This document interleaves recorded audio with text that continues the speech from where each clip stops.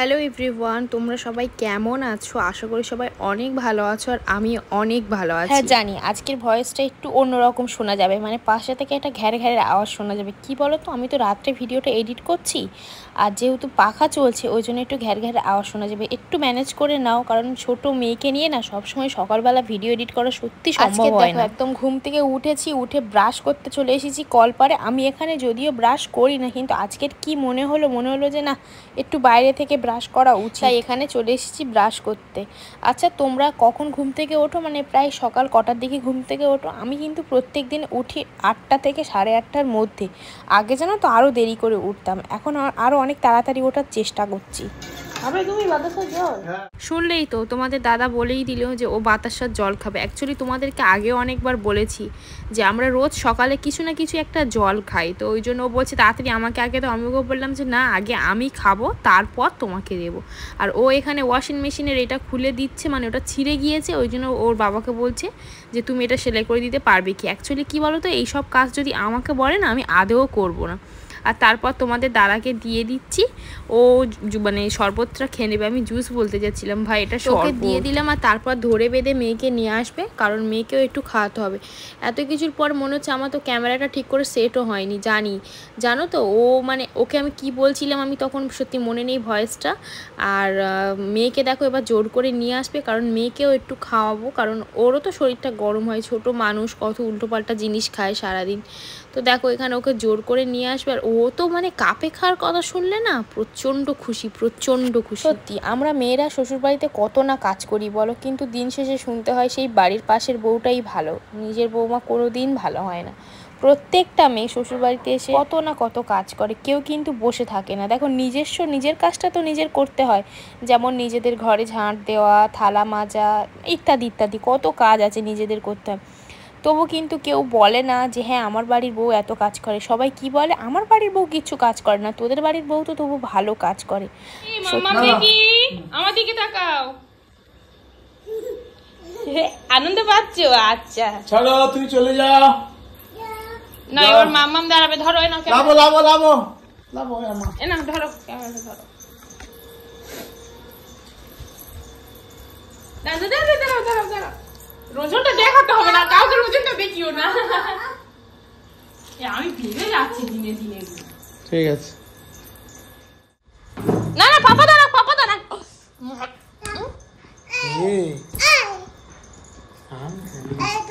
রোজন মাপার চক্করে ভুলেই গেছিলাম যে আমার ভাতটা হয়ে গেছে। ভাগ্যিস তাড়াতাড়ি এলাম, নাহলে ভাতটা ঘেটে পুরো পাক হয়ে যেত। আচ্ছা তোমরা ফ্যানে ভাতে খেতে পছন্দ করো? আমি কিন্তু ফ্যানে ভাতে খেতে প্রচণ্ড পছন্দ করি। আমি আগে খেতাম, মানে মাঝে সাঝে খেতাম, যদি আমার বৌদি বানাতো। মা কোনোদিন ওইসব বানাতো না, কারণ আমার বাবা মা অতটা পছন্দ করতো না। কিন্তু আমি প্রেশার কুকারে ভাত ফ্যানে ভাতে খেতে খুব পছন্দ করি, মানে মাঝে মাঝে ভালো লাগে। সত্যি মেয়েরা সংসারে পড়লে কত কিছু না চেঞ্জ হয়ে যায়, তাই না বলো? আজকে দেখো ফ্রিজ খুলে দেখি 3টে ডিম আছে, আর আমরা বাড়িতে 5টা মানুষ, কিন্তু সেই 3টে ডিম দিয়েই চালাতে হবে। যদিও আমি রান্না বান্না করে কিছু খেতে পারিনি, কেন খেতে পারিনি সেই গল্পটা আমি পরেই বলছি, আগে চলো রান্নাটা করে নিই। এরকমভাবে রান্না করতে কিন্তু আমার ভীষণ ভালো লাগে। আর এইদিকে দেখো আমি রান্নাটা চাপিয়ে দিয়ে, মানে তরকারিটা ফুটতে দিয়ে আমি চলে এসেছি জামা কাপড় ধুতে, কারণ অনেক জামা কাপড় মানে পরে আছে। আর জানো তো আমাদের এখানে না একটা আমাদের পুকুরও আছে, কিন্তু আমি পুকুরে গিয়ে জামা কাপড় ধুতে না একদম ভালোবাসি না, সত্যি কথা বলছি, বিশ্বাস করো একদম আমার ভালো লাগে না। আমার যেন এই ঘরে জামা কাপড় ধুতে ভালো লাগে, কারণ কেন বলো তো, আমি তো মানে যখন বাপের বাড়িতে ছিলাম, আমাদের কুলপিতে যখন আমি থাকতাম, ওখানে তো পুকুর নেই। ওখানে মানে পুকুর আছে, কিন্তু লোকের পুকুরে গিয়ে কত যখন আমাদের নিজস্ব কল হয়ে গিয়েছিল তখন থেকে আমরা কলেই ধুতাম, বুঝলে তো। ওই জন্য আমার মানে কোনো অসুবিধা হয় না। আমার শাশুড়িরা আসে, ওনাদের খুব অসুবিধা হয়। তারপর দেখো আমি ভালোভাবে কেচে নিচ্ছি। আর এখানে সবথেকে বেশি জিনিসপত্র আমার মেয়ের প্রচণ্ড জিনিসপত্র পড়ে। এবার দেখো আমি আমার বরের আমার মেয়ের জিনিসপত্রগুলো যদি ঘরে ধুয়ে নিই, তাহলে শ্বশুরের জিনিসগুলো কি বাইরে দেবো? ওনাদের জিনিসও মানে এখানেই ধুয়ে নিই। আর আগের দিনকে এই শাড়িটার নাম একটা বোন জিজ্ঞাসা করেছিলেন, লিলেন বাটিক শাড়িটার নাম, বুঝলে। আমার তো এই শাড়ি খুব ভাল লাগে, খুব মানে খুব। আর আমি একটা নিয়েছি, আমার মাকে একটা কিনে দিয়েছি, আমার শাশুড়িকে একটা কিনে দিয়েছি। আর আমি তারপরেও আরেকটা নিয়েছি, এখনও পরিনি সেইটা। আর তারপরে দেখো তাড়াতাড়ি করে চলে এসেছি স্নান টান করে। জানো তো আমি না এমনি নাইটি পরি সারাক্ষণ বাড়িতে, কিন্তু আমি ঠাকুর ঘরে আসার সময় কিন্তু শাড়ি পরি। কেন বলো তো? কারণ আমার শাশুড়ি মা একবার আমাকে বলেছিল যে বৌমা নাইটি পরে ঠাকুর মানে পুজো করবে না, শাড়ি পরেই করবে। তো ওই জন্য আমি সেই থেকে শাড়ি পরেই করি। আর এখানে কলপাড়ে আমি ধুয়ে নিচ্ছি, অন্যদিন পুকুরে ধুতে যাই, কিন্তু আজকের কলপাড়ে তাড়াতাড়ি করে ধুয়ে নিচ্ছি। একদিক থেকে ভালো হয়েছে, তোমাদের সাথে কাজটা একটু শেয়ারও করতে পারছি। আর তারপর দেখো ঠাকুর ঘরটা ভালো করে মুছে মাছে নিচ্ছি। আর আমাদের তো যেহেতু নারায়ণ আছে, আমরা প্রত্যেক দিন নারায়ণকে স্নান করাই।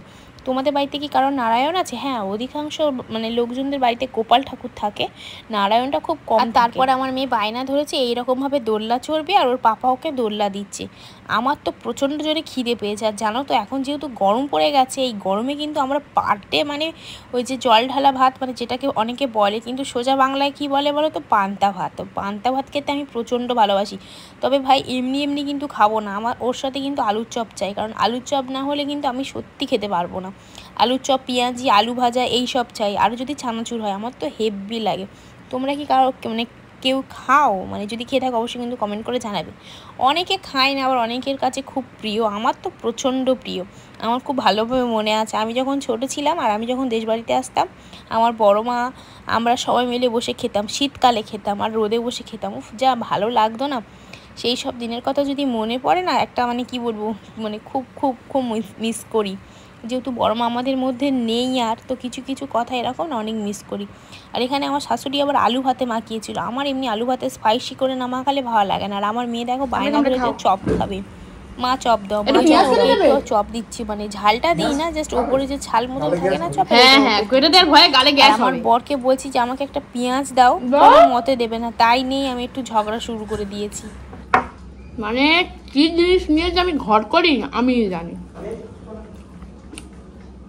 ও খেতে বসবে 20 বার বলবে লেবু দাও, এটা দাও, সেটা দাও, সেটা ভালো। আমি একটা পেঁয়াজ খেয়েছি, পান্তার সাথে না পেঁয়াজ না হলে ভালো লাগে?